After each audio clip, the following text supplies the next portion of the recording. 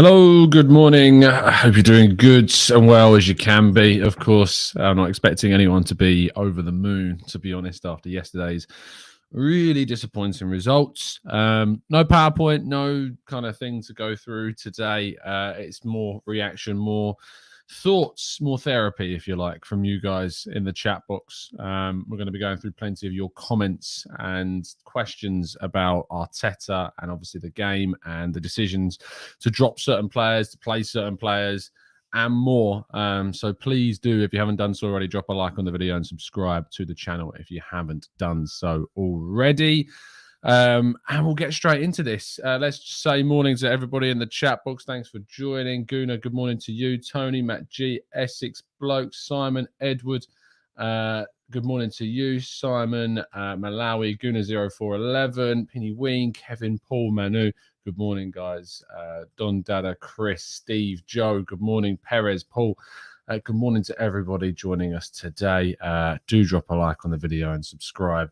If you are new to the channel, we do these shows at 8 a.m. Most days. Not tomorrow because I'm in London for Football London. So make sure that you're not setting your alarms too early and getting disappointed. But the show will be back as normal on Tuesday. So look forward to bringing you that. Let's kick off with kind of further reaction to yesterday's defeat. And obviously yesterday's show was quite an emotionally angry one. I'm not going to apologize for anything that I said. It's how I felt after the game, and how I still feel after yesterday's game is anger. I'm so frustrated and angry about the decision making that went on during the game, before the game, towards the end of the game. So many mistakes were made during yesterday's fixture that are just so disappointing. To only have that double down on by seeing, Spurs batter Aston Villa, Chelsea batter Southampton. It was really a really awful, awful day for Arsenal. We've had some really good days in recent weeks, other teams dropping points and ourselves picking them up. But yeah, this last week has been really horrific. And it just begs the question about whether or not top four is done. Mathematically, it certainly isn't. I mean, if Arsenal were to take on an amazing run and win the rest of their games, they would still finish in fourth spot. But when you look at the likelihood of that happening, considering those were what you would have put on paper as two of our, more winnable games, it's near impossible to see it happening. In fact, looking at the 538 prediction algorithms, they had it down even before Spurs won, with 65% likelihood that Spurs would win the top four race. Arsenal with just a 33% now chance. How things have changed so significantly, which does, of course, mean that it can swap the other way around just as quickly, with a few results going in Arsenal's favour. But when you consider the run that both teams have, it just looks incredibly unlikely that Arsenal would be the team to get it. And there are a number of teams, a number of players, and of course decisions that need to be made by Mikel Arteta. Let's get into the chat box and go through your comments this morning. Krishal dropped my like at the door. 8 a.m. on a Sunday's commitment. Thank you, Krishal. Really appreciate that. It's very kind of you indeed. Matt G says it's just a shame that top four is no. Well, it is, Matt. It is still in our hands because we play Spurs, and because we play Spurs, it means that it still is in our own hands if we win the rest of our games. It's just not going to be happening, I don't think. MRM says Arteta's point proving cost us, maybe. Whatever point he's trying to prove to Nuno was detrimental yesterday. I can't get my head around the Tavares situation. Let's begin with the Tavares situation. Tell me your thoughts, because in predicted lineups, I saw plenty of people still not put Tavares in their team and hadn't had him in their side. So I want to know where your head's at. If you've got questions on Tavares, if you've got thoughts on Tavares, I want to know your thoughts and feelings about that. Paul says Tavares' confidence must be in the gutter. Crazy not playing a left back at left back. Matt says, do you think Nuno is done at Arsenal now, not looking good? I don't understand how you can just pick up and drop a player quite like that gave us some really strong performances in the first half of the season, kept Kieran Tierney out of the team. The decision was made to buy Tavares to be Kieran Tierney's backup and to sacrifice the control in midfield by moving Granit Xhaka to left back. When you're putting Lokonga as well in an even more vulnerable situation, just made so little sense. So little sense. Michelle says there is no excuse. This was on Arteta. Xhaka at left back is much bigger risk than out of form Tavares.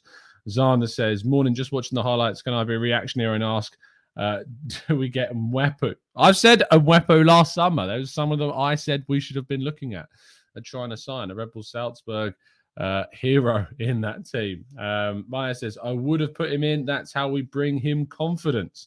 Robert says, yesterday showed how the lack of planning and managers' inexperience will cost us. The vehicle has run out of fuel way before the finish. Christopher saying, I feel sorry for Nuno. Mysterio says, Tom, I appreciate your reaction straight after the game, win or lose. You'll articulate the results within reason and logic, which is refreshing. Thanks, mate. I really appreciate it. It's very kind of you. Sam says, I thought the same, Zander. He was great. Just watching the highlights talking about Mwepu. Yeah, it was very, very strong. Great finish as well. And it's just ironic, isn't it, that the Red Bull Salzburg player comes up to score against Arsenal. It's just the way that it was going to go. Trenkin says, so the manager who played Willian all last season couldn't play Tavares. Beanie Ween says, Arteta tinkered way too much yesterday. Left Sambi in midfield. It was just silly. Chriselle says, I don't think anyone put Xhaka at left back more than Nuno playing or not. I had Saka at left wing back. Maya says, Charles put in exactly the right words. I need to watch Charles's reaction yesterday still. Tim says, was the linesman not raising his flag a clear and obvious error if it takes VAR 4 minutes to check and still don't know who heads the ball or where the line is in the second to last defender was out of sight? Look, Tim, I thought it was an incredibly harsh decision to rule that out when you can't categorically put the correct line in place. You just can't do it. But that's not a reason, because we didn't deserve a goal still at that point. It was not like, we were battering on the doors and peppering their goal with shots. We weren't. So it's not like we can blame VAR. I thought the referee was dreadful, bearing in mind. I thought he was absolutely, it's Coots. It's a Man United fan playing as a referee, so he's not going to give us loads, is he? Matt says, I don't know what you're confused about, Tom. It's obvious that Martinelli, Xhaka and Lokonga are our best backup left backs. Schrodinger's Catflat says, Arteta bought these players to the club, and if they aren't good enough, it falls on Arteta. Alpha says, do you think Lokonga wasn't calling for the ball and almost hiding at times yesterday? I thought he was out of confidence. I thought he was nervous. I thought he didn't have that same kind of, buoyancy that he had in the first half of the season. And am I surprised? No, he was dropped for no reason. He was dropped because Xhaka came back and then was dropped against Man United, which we lost after he was playing really, really well in the first half of the season. So his confidence took a massive hit during that period as well. Wes says, Cedric's free kick was perfect description of his Arsenal career so far. So much promise, and then straight into our own player. Lewis says, unless Nuno has been throwing tantrums in training, there's no excuse to disrupt our midfield by that decision. Emil Smith-Rowe and Martin Odegaard playing in the midfield three, and it never works. I, again, have said this time after time. I don't think Smith-Rowe plays this role correctly. I don't think it's the right place for him. I know it was a slightly different 4-3-3 to what we've come to expect, but you don't just change the whole system when you've got an option at left back that you don't even bring on when you can in the second half. It was almost like that Arteta didn't want to bring on Tavares at the end just in case something good went down with him, to kind of vindicate, or rather prove that he was wrong in his decision-making. That was what was so strange, is that he didn't even bring Tavares on. Cam says, I love Arsenal, my club, but the realist in me knows we are not going to win all the rest of our games. Sorry, Europa if we're lucky, or 8th again if we play Xhaka at left back. What I thought was a really good point, I think, raised on social media, and I think a number of people put this out, is that we ended last season knowing that the mistakes around playing Xhaka at left back cost us in the Europa League and probably cost us in a top 6 race as well. And we find ourselves a year later, despite having made a signing at left back with Tavares, still in that situation of making the same mistake of playing Xhaka at left back that cost us last season. Carl says, if we can't play him at home to Brighton, what's the point of keeping him, let alone the disruption to the team balanced? Carl says, Tom, at what point is Arteta in serious problems getting Conference League? Yeah, and if 7th or below, and I can't support that decision to carry on or to offer him a new deal. I can't support that decision if we finish below 6th. It's just not something you can justify. It really isn't anything that you can justify. Crusader says, shouldn't we have outscored Brighton rather than dread at conceding 1 goal? We didn't look like, that we really wanted to push for a winner or anything like that in the first half and the start of the second. We lacked intensity and energy in it, and I really think Lacazette's contribution was a huge part of that. Let's move on to that. Lacazette was absent once again. In my mind, cannot start the game against Southampton. And Nketiah, who I've been so critical of as a substitute, and that substitute in particular, just being so ineffective, I would start Nketiah over Lacazette against Southampton without a shadow of a doubt, because Lacazette is offering us nothing, absolutely nothing. We saw Mike from the Gooners pod even met up with Lacazette and Thierry Henry after the game. And my only reason in response to that was that must have been where Lacazette was all game, chilling with Mike in the stands, because he certainly wasn't on the field and certainly didn't act like he was on the field during the game. He offered us 0 in the final third. Zana says, should our Egyptian king make a commanding return to the base and push Lokonga?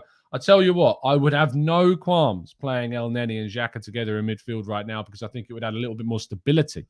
In fact, I was surprised that El Neni didn't come in if he was thinking of playing Xhaka at left back, because you completely lost control of the central part of the midfield. El Neni coming into the team is not a bad idea. It is the situation we find ourselves in. And what the thing is, what you get with El Neni is, sure, he doesn't give you loads of progression like you see with Partey. But I tell you what, he is pretty confident when he's on the ball playing, the safe passes, keeping the ball in control, keeping the control in the midfield, and not putting our defenders under pressure quite like Lokonga did yesterday. Fuad says, how impactful do you think our transfer targets in the summer will be if we don't get the Champions League? I think if you look at the signings we made this summer and the impact they've had across the season, and the fact that we're hopefully going to be looking at bringing in a striker, that's what we need to aim for right now. Penny Wynn says, would you like to see Lacazette on the bench now? Yes, I would. Nick says, Spurs have 2 top-class strikers. Arsenal have no strikers. Spurs have a manager who has won everywhere the FA Cup. It shows you the differences, the key differences at those key times. But I still will carry on saying that the big reason as to why Spurs will get top 4 and what Arsenal won't is because of Son and Kane. Kane and Son are the difference ultimately for that team. And when they're firing as they are, there's not much you can do to stop them right now. Gooner says, I wouldn't mind Mick getting booked whatever position EOS and take Pat. Wow. Billy says, Martinelli up top. I think that Martinelli I think that Martinelli being up top is a better option for us than playing Lacazette there, that's for sure. But that's less so about how good Martinelli is at striker and more so about how disappointing Lacazette has been. Paul says, do you think Partey was injured before the Palace game and wouldn't have been risked if not for Tierney being out? Who knows, Paul? That's impossible for me to give an answer to because I just don't know. I'd be surprised, but I just don't know. JH says, Arteta is out of his depth. His man management has cost us recently. Billy says, for me, 3-4-3, Ødegaard, Smith Rowe behind Martinelli. Spurs have more ambition than us, says T-Cow. I know it's about ambition. I don't think you can say that Arsenal don't have the ambition to finish in the top 4. I think that's wrong. I think that they have better players in the final third, and that's proving to be the difference. If Arsenal had Kane and Son, we would have waltzed into the top 4. We'd probably be, 10 to 15 points clear of this position, arguably clearer than Chelsea are right now if we had Kane and Son, because we would have beaten Palace, beaten Brighton. We would have picked up points against Burnley, would have given a much better account of ourselves in other games, but we haven't got that striker or world-class wide forward as of yet. We just don't have that right now. And those two are the difference makers between the two teams. Vishal says, what's stopping us from going to a back 3? Seems like a much better option than the impotent show we've put on the last 2 games. I think we should have gone to a back 3 in the game anyway from the start and played with Holding and Gabriel and White with Tavares left wing back, move Saka to right wing back and go with Pepe at right wing. Or you can play Pepe and Martinelli as a front 2 of Ødegaard playing behind, and then you've got Xhaka and El Neni or Xhaka and Lokonga playing in the midfield. Robert says, why was Martinelli taken off? To be honest, I didn't mind him coming off as the decision because he just looked real out of it when he was coming off in the last few moments that he was on the field. He really wasn't applying himself in the same way. He was dejected. He weren't committing himself in the same way as you saw with some of the other players in the team. So I wasn't surprised that Martinelli came off, to be honest. If you actually watch it back, the minutes before he came off, he really was disinterested at that point. Matthew says, Arteta back December, Willian, Marie, Albert, new deal, not taking 30 million fees for Nketiah, Ainsley, Maitland-Niles and Chambers. 30 million fee for Nketiah. I mean, to be fair, Nketiah is not on the manager. They accepted Crystal Palace's proposals. It was the falling out between Nketiah and Crystal Palace that cost us their Matthew. So I'm afraid that one's slightly off the mark. Vishal, thank you so much for becoming a new member, mate. Really appreciate your support, especially during these really tough times. And I'm sure that the chat box will give you a very warm welcome. Matt says, are you worried about Gabriel's form? Not been the same player in the last month or so. I think that what we've seen is that obviously in the last two games in particular, Tavares and Xhaka's positioning has really cost Gabriel. In those games, he was out of position for the first and the second goal. Tavares, I thought, really dealt with it quite poorly. And Xhaka was out of position for Brighton's first yesterday. So all of those things, I think, have definitely contributed to seeing Gabriel's form drop. But even before they came in, he wasn't looking as sound as he was. Baron says, Arteta is a young manager, and this is all of the problems that come with young managers. They make mistakes, and Arteta's mistake was having a thin squad. Ian says, Mikel Arteta said that playing Xhaka in the left-back was the tactics before the match, and after that, it is too late. Why? Why could it not be changed while playing? Again, a question that I don't have an answer to besides that he was wrong to make that decision. Tim says, not make that decision. Tim says, did Brighton have the highest conversion rate since forming as a club? No. In fact, they're one of the teams that have struggled in the past to finish off the chances that they've created. They've used to have really high XG and not convert their chances. So if anything, we gave them the opportunities that they needed to score. Alazar says, what about playing Tommy at left back? If Tommy's fit, he plays right back and Tavares comes in at left back. And I think it gives us a lot more balance than we have right now. Boss Muller says, Arteta got it wrong. Let's get behind him and not crucify him. He will come good. Gunners for life. Look, we can all support and hope that Arsenal win, but you need to criticise when the criticisms are there to be had. Otherwise, you're just not being objective and you're being blind to the situation as we discussed yesterday. Nikolai says, Brighton should have been a great game for Nuno. Can't figure out why Mikel did what he did. He typically learns from mistakes. It's on him this time. I'd say he typically learns from some mistakes, not all of them. Christopher says, the January window is coming back to haunt us. Arteta and I do have a lot to answer for. No incomings, too many outgoings, no squad depth. Arteta's inexperience really showing now. Robert says, we made Palace and Brighton look like they were battling for fourth. Maya says, I'm worried about Aston Villa. How about you? I'm worried about Aston Villa. Why are we worried about Aston Villa? Aston Villa have been awful recently. I mean, we beat them. Schrodinger's cat flap says, top four gone. No hope, no chance, no bloody goods. It's not gone yet. What I would say is, imagine if you get a win against Southampton and all of a sudden you start picking up points again. Someone finds form. We find form. Tomiyasu returns. There's still things to turn around. I'm not going to completely rule it out. But what I would say is that with the form that we've seen Chelsea in, I just can't see... Sorry, Chelsea and Spurs, and I just can't see how we turn things around, how they don't just start dropping points. And the fact that now that the Spurs game is obviously 3 games from the end, we looked at that being a really opportunistic period for us, but they could be out of sight by that point if we drop even more points. Malawi says, Arteta got it wrong. My problem is it seems Arteta himself does not believe that he got it wrong. Let's have a quick check of the press conference. That's something that we've not really gone to in detail so far, and some of the things that he said during that press conference. Let me share my screen with you all so you can read it along with me. Share screen. Come on, quick as we can. Chrome tab. Here we go. You should be able to now see on screen. Fingers crossed you can see it. You can indeed. I want to go down to the point about playing Xhaka at left back. He says, well, especially the way I thought Brighton were going to play, the spaces that we wanted to attack, it fits really well to play Emile in that position in midfield. And especially because we thought that space was going to be there as well for Granit to be used, which it was, but we didn't use it. After the game, when you lose, the decision that you made, you have to write before the match. After, it's too late. This is a problem because it's about in-game management and changing things in particular. And you had a left back. And I was frustrated that I haven't seen any comments yet about Tavares in particular. I mean, if I type in the word Tavares, let's see if it comes up. Oh, it says there's 1 of 1, but I don't see where Tavares No, I don't see Tavares being mentioned at all in this entire press conference, unless there's some embargoed clips that are still yet to come out. On Alex Lacazette's form, he says, we need to score more goals, that's for sure, and that's a collective issue. I'm never happy when I lose. I'm really upset, and I cannot be happy. He needs to make a change. He needs to make something change about this. He needs to make a decision that is going to alter the way in which we're playing, because we can't just continue on with this. There's been too many errors in our game, and that's not something we can stand by. Vishal says, Tom, what's your take on the VAR decision? Remember, VAR is only there to prove conclusively that the referees has made an error. There's no conclusive angle. The goal decision should have stood. I agree with you. I think that the goal should have stood because there was no conclusive evidence to prove that Martinelli was offside, and the lines that they put in were based on guesses, which are always affected by human error, in which case you've not proved outright that there was a clear and obvious error by making an error yourself. But it doesn't matter because we didn't deserve the goal. And if it's not going to be there, we have to try and take the impetus and come out in the second half and take the game. We didn't do that.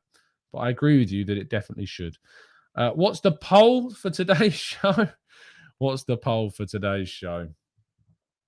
Okay, let's throw in a question for you guys to ask, because coming up with a question for today is going to be tricky. So if you've got any suggestions for the poll for today's show that we're going to put into the chat box, then please feel free to put them in, and we'll do our best to try and get you a really good question. Schrodinger's Catflat says, Tom, can you call a striker that doesn't score goals a striker? It's a fair question. Rich says, Tom, I feel that this means Tavares will also probably move on in the summer. Seems like a total lack of faith / lack of confidence. I'm happy to keep Cedric if it means that we can get a better left back. I don't know if it means he'll move on, but it wouldn't be surprising if he wanted to move on, to be honest, whatsoever. Should Nuno have started? I'm tempted to put that as a poll, but I just think it's such an obvious question. It was such an obvious answer that it's probably not going to be worth even debating at this point. I think most of us would say that we would have absolutely started Tavares. What I'm going to ask you guys is the question, yes or no, do you think that Lacazette will start against Southampton? Not would he, do you think, or rather should he, do you think Arteta will change striker option for Southampton? I.E. drop Lacazette. That's your question for today. Do you think he will change the striker option for Southampton, i.e. drop Lacazette? There's your question. Get it into the chat box. Do you think it's going to be something that will change ahead of the next game or not? If you do, vote yes. If you don't, vote no. Simple as that. Tim says, it's much harder to make decisions when you don't know what the result is going to be. I'm sure everyone wants to win and the manager wants to keep his job. I think that's obvious. If you're saying that decisions are being made to cost us, then I don't know what to tell you. I don't know what to tell you at all. Rich says, of course he will. He won't put Gabby or Pepe central, and he's better than Eddie despite a lack of goals. JH says no because he's too stubborn. T-Cal says no, he's too stuck in his ways. Paul says Lacazette will start as long as he's breathing. Fitz says Arsenal need to make a change and sack Arteta. However, for some inexplicable reason, both our board and fan base will still want him. The club are drowning in the utter mediocrity since the Cronkies. Fitz, I mean, the problem is with Fitz's comments is he never replies or takes in any response, as has been proven, Fitz, by some of the comments we've left on videos, unfortunately. David says, Lacazette is another victim of captain's armband's curse. Matt says, I'm with George. I'd have started Saka's left back, Lokonga, Xhaka, double pivot. Smith throwing Ødegaard, Pepe behind Martinelli. Franklin Goodwin says Arteta is going to play Lacazette a left back Lacazette. Simon says, question, who do you think will get a reaction next week, Ralph or Arteta? I'll tell you what, Southampton's form, quite like Brighton's, is pretty darn poor. Obviously, they didn't have Armando Broja against Chelsea, but does that really matter right now? Because their defence has been so awful as it has been. Not sure Broja would have made much of a difference.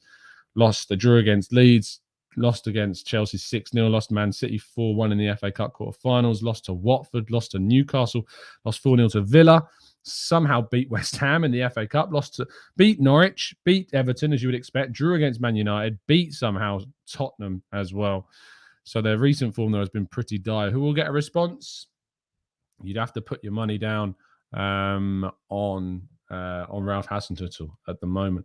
Iron says that would be preposterous. The manager is not willing to be good for the club. My concern is tactically he's getting out of thought by the opposite manager. Outthoughts. The thing is being about outthought is Conte is not necessarily outthinking Arteta. Conte is just playing his best possible team with the players he's got available, and he's got 2 world-class forwards. It's impossible for me to say that Conte is the defining difference between Arsenal and Tottenham, because the defining difference between Arsenal and Tottenham is Kane and Son. Because if you put, say, Martinelli and Lacazette into Son and Kane's position and you swapped them, there's no way that Arsenal would not be in fourth right now. They are the 2 defining things that are the difference between the 2 teams at the moment, without a shadow of a doubt. Abdul says, no way Arteta will play without Lacazette. JH says, Wesley, he has more experience. So, yes, arguing would Vieira be a good fit as Arteta's replacement? People falling on this experience words. I mean, I'll tell you what, I wouldn't be employing plenty of managers with more experience just because they have experience. I think we need to, if we're going to ever change the coach, which, we can start discussing if we finish outside the top 6 in the summer, then we need to talk about who's going to be the best fit for the club. I'll tell you what, experience is not the defining factor in that decision. No, not Conte. Like this one-off match against Palace and Brighton for both home and away. I think it's about the difference between the quality that you've got on the field, and Arsenal don't have the quality at the moment. Big Ting Man says Tottenham have scored more goals since Conte has come in than we have all season. Whilst unfortunately it's Groundhog Day at Arsenal. Is that surprising when you've got a guy that's not scored in 17 games from open play? I don't think that's a surprising stat. I think that Ryan Mason may have got more goals out of Spurs with Kane and Son in the team. I don't think that's surprising at all. No Sleep says, do you remember when Arteta first came in? He used to bench Laka all the time. Now for Nketiah. T. Cal says, Tom, our manager saw a 5-man Brighton midfield and he counts it with lone midfield pivot. Isn't this inept? I don't think it's inept to put in the one midfielder there. If the one midfielder was Xhaka and we had Tavares at left back, I wouldn't have had too much of an issue with it. But the problem is that we should have been more offensive in this game. I think playing Tavares at left back makes you more offensive. It makes you braver. If you want to play with more kind of, solidity, then bring Rob Holding in and play Ben White at right back and put Tavares to give you that balance. That's what I don't understand, is that you've got the option to play a defender that's a lot more adept to playing at right back than Xhaka is at left back. I mean, I don't think there's any argument that Ben White is a better right back than Xhaka is a left back.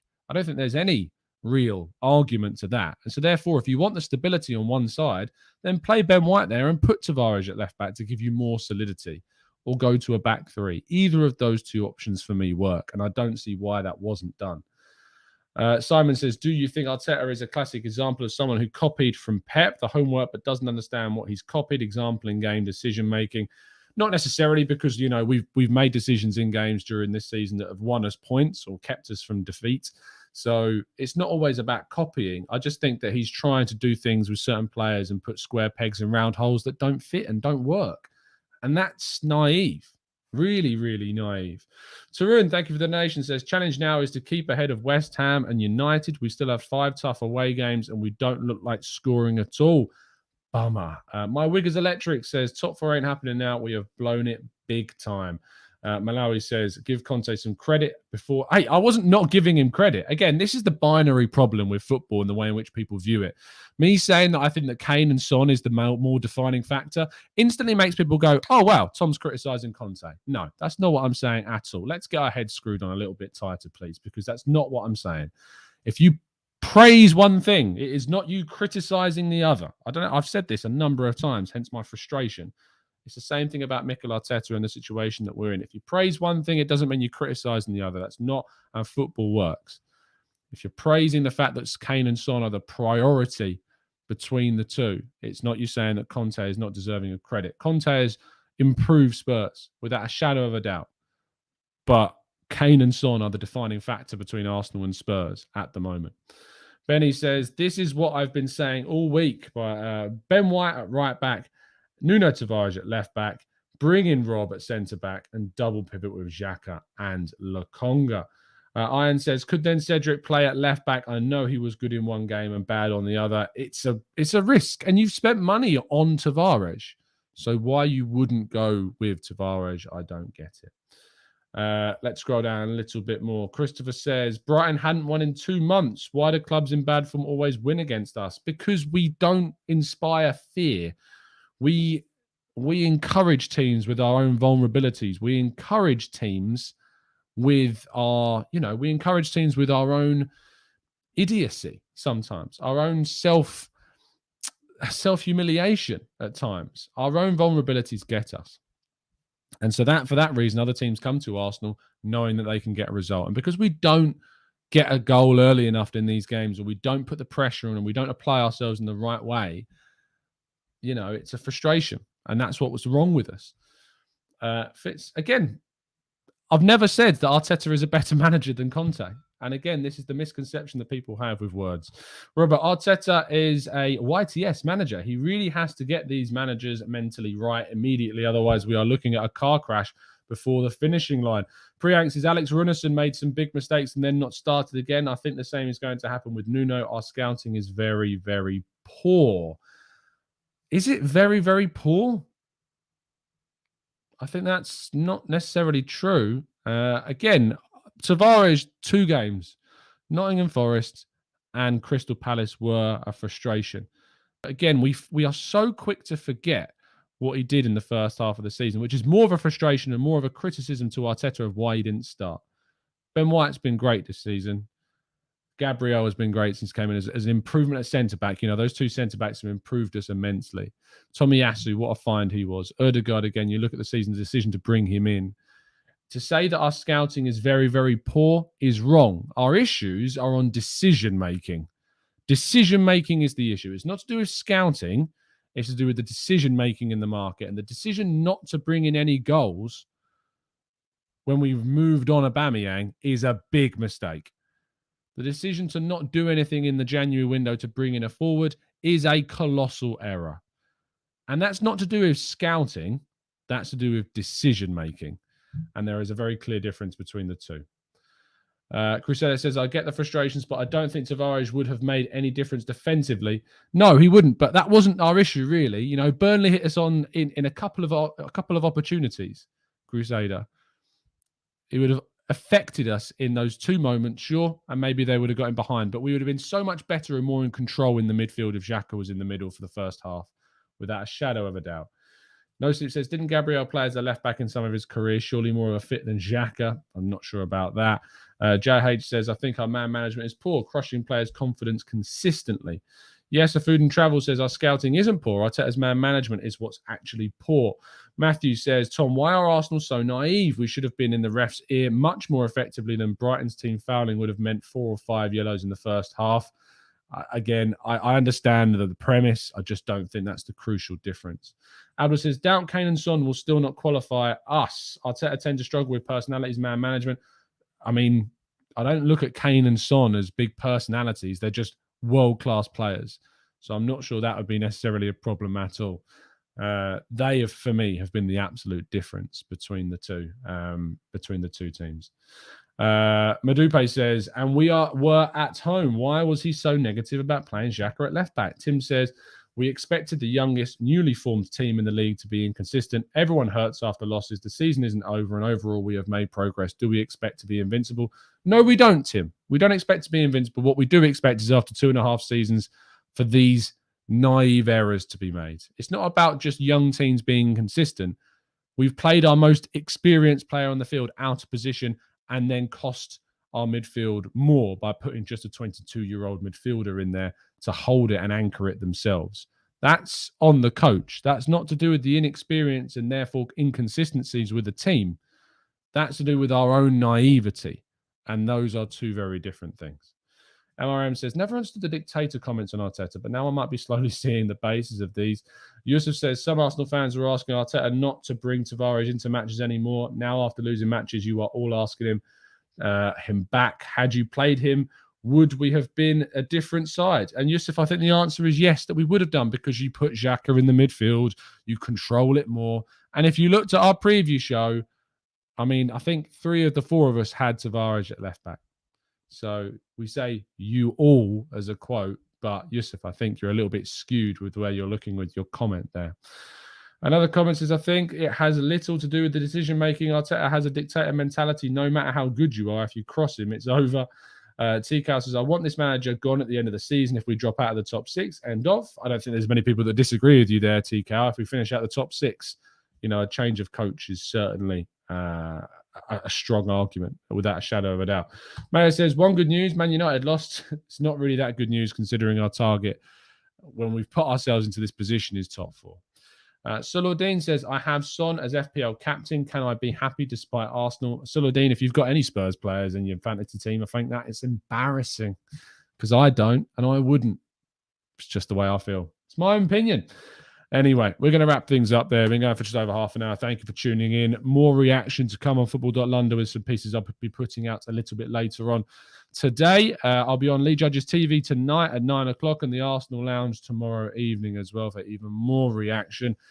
Lots to discuss, lots to talk about, and we'll be doing a lot more of that then. Thank you so much, guys, for tuning in, as always. And please do drop a like on the video if you would. It's been a real tough weekend, but we carry on producing content for you. So if you could, please drop a like. I really would appreciate that. See you soon. And as always, up the Arsenal.